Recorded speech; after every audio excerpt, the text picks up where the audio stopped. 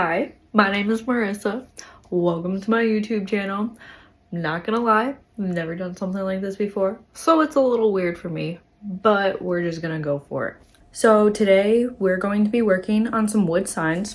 So we have some little basswood signs here. They're pretty thick, honestly. You can get these right at Michael's. I think they're like 12 bucks or something like that. 10, 12. And you already know that if you go to Michael's all the time, you probably have coupons. So you can get them pretty cheap.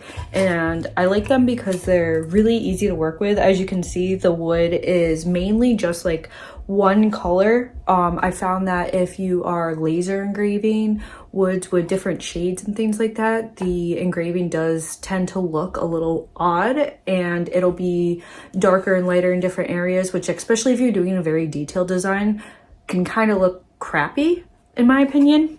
So we're gonna do this today. What we are going to try is we're going to try and see the difference if we stain this piece before and if we stain after. So I'm going to be using the same stain for both. I'm going to be using the same design for both, the same settings, everything. That way we can kind of see, is it better if I stain before or is it better if I stain after? One of the things I am concerned about with staining beforehand is because you are using a laser and stain is obviously a type of paint, I'm sure there's some fumes, toxic fumes that could come off of that. Now, if you have little ones, animals, or, you know, just concerned about your own safety, that's just something that we're going to take into consideration today. So we're going to be working with that. So for my laser, I'm using a WeCreat 40 watt laser. So this is the blue one. Got the basic package with like the rotary upgrade kind of thing. So we're going to be trying some signs with this today. I have used it to make these signs before, so I do have settings already kind of set. One thing I will say is that it does come with preset settings that you can kind of look at. So I've done test arrays, so I kind of know what works best already for these signs. I'm going to give you those settings as well so you can kind of replicate them and not have to go through all the testing that I did. Obviously, the more testing you do, the more product you go through if something doesn't come out very well, and we don't like to waste product around here because product is money. So one thing that we'll go over first things first, safety. You always want to make sure that when you are using your laser, you're venting it in some way, shape, or form. A lot of people use the WeCreat air purifier that you can get online. I know that X-Tool also has one, and there's some other ones that people will actually hook up as well. I personally haven't read any good reviews on using the air purifier. I've seen a lot of people saying that they still have a lot of fumes in their house. They get a lot of smoke coming up. So I kind of chose to just use the window. So the WeCreat does come with a nice window vent. Literally looks just like your dryer vent. Honestly, it's about 4 inches in diameter. So I'm gonna take that and I'm honestly just gonna put it right out the window. I feel that this works really well for me. I don't get any smoke. I don't really get any fumes. You get like the wood burning smell, but honestly to me it smells like a campfire, so I kind of like it. Another thing is you just want to be safe when you're using the laser. I've seen tons of people in some of the groups that I'm in online, like on Facebook and things like that, where their laser does catch on fire. So anytime you're using your laser, you do want to make sure that you are staying and watching it at all times. There have been times I've been working with cups and things like that, and just from the table shaking, they've actually fallen off and the laser will hit the bottom. So you just want to make sure that you're kind of watching it at all times because things can catch on fire. Highly suggest you keep a fire extinguisher right on hand at all times. I keep one under my tables just to be safe rather than sorry. Hopefully I don't ever have to use it, and hopefully neither do you, but it's definitely a precaution that we should all make.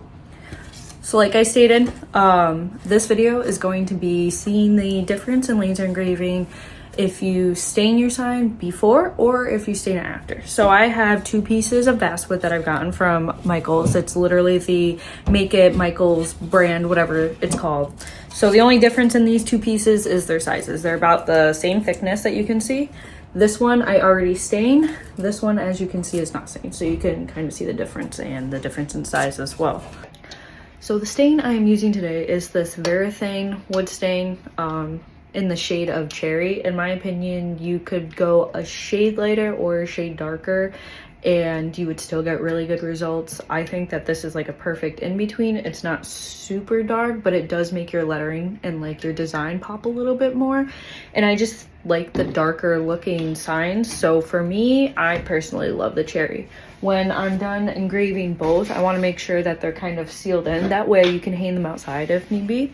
So I've been using this crystal lacquer and it has like a nice gloss to it. So this is only the semi-gloss. I thought that the regular glossy one would be kind of too much, but I also didn't want the matte look as well. So I think this adds like the perfect amount of shine to it while also sealing and protecting your sign completely as well.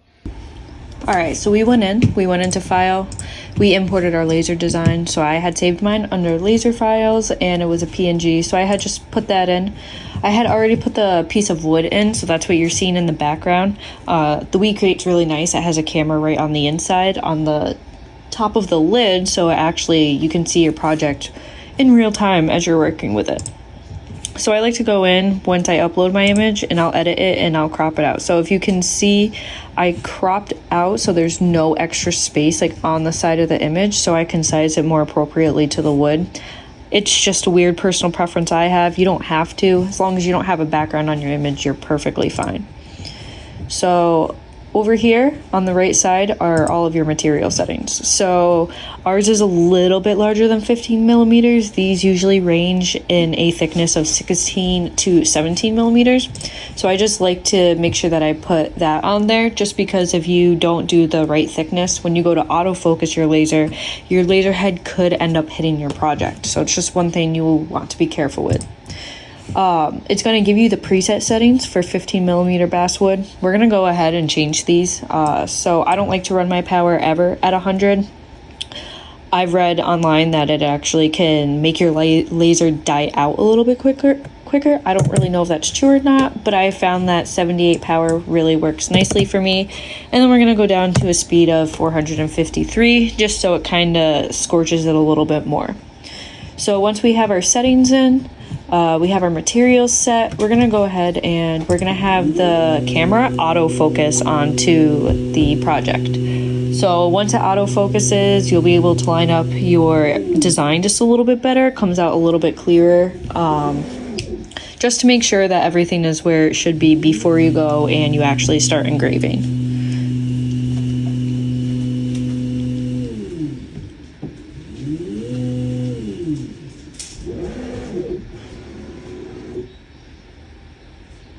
So you can see it moved just slightly. Our wood got a little bit clearer. I think the design's pretty centered. I don't really like how this wood kind of slants on the left side, but it is what it is. We're just gonna roll with it. So once we have all of our settings done, we've autofocused and refreshed our laser, we've lined up our design, we're actually ready to engrave. So we're gonna go up here, we're gonna hit start.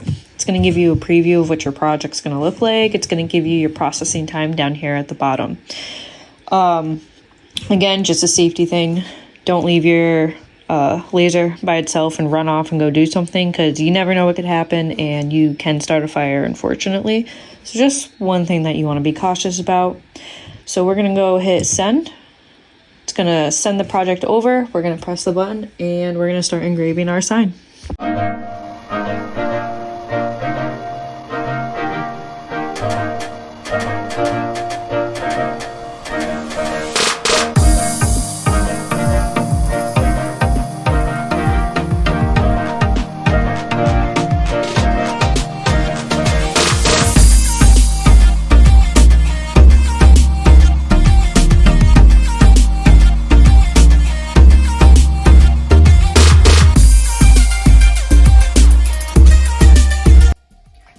So this is what the sign looks like after it's been engraved.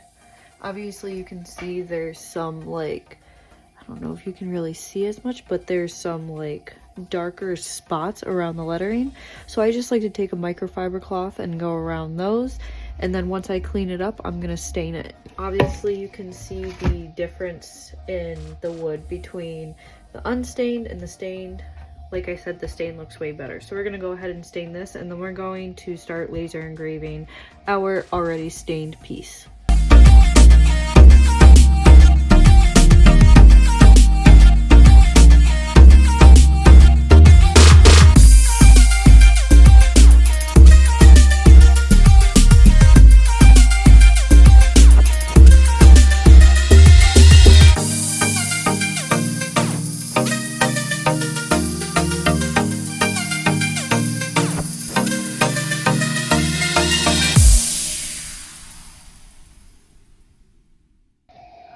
So while the unstained but engraved sign dries, we're going to go ahead and laser engrave our already stained piece of wood.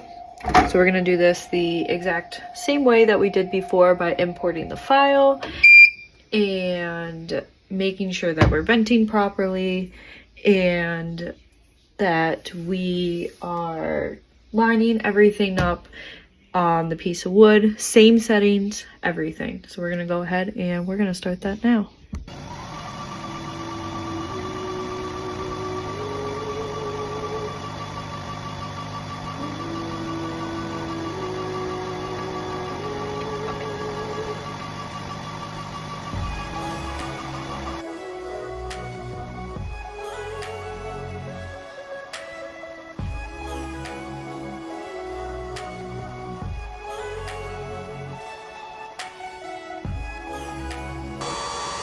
So as you can see, the pre-stained one, I only did about maybe 2 coats. It's a lot lighter than the one that I stained afterwards.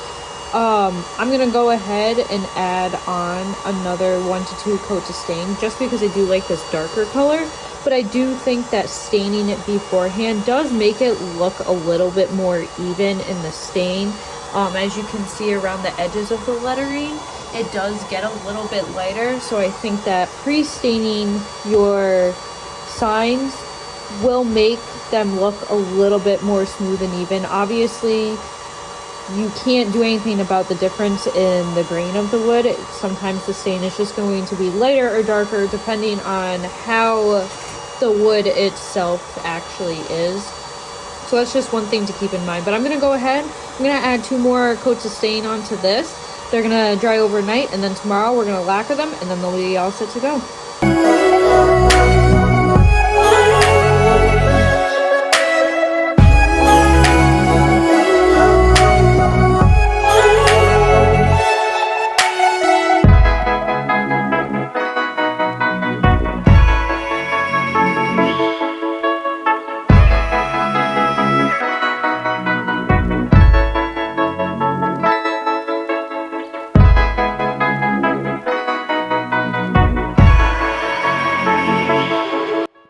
So this is what they look like when they're all said and done and completely lacquered. They have a little bit of a gloss to them.